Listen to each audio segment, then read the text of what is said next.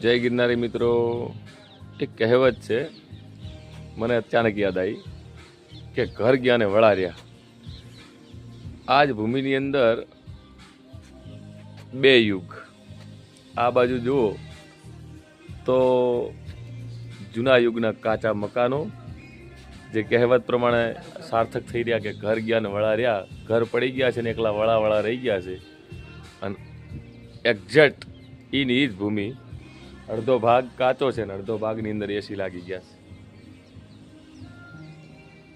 સતયુગ, આ બાજુ સતયુગ છે મિત્રો, જે જૂનો પુરાનો જમાનો હતો. અને આ બાજુ મિત્રો એકદમ કલિયુગ, એક્ઝેક્ટ એસી. વોલ્ટેજના અલગ અલગ એસીઓ છે. અને આ બાજુ બાવળિયા અને એકલા વળા, ઘર ગયા ને વળા રહ્યા.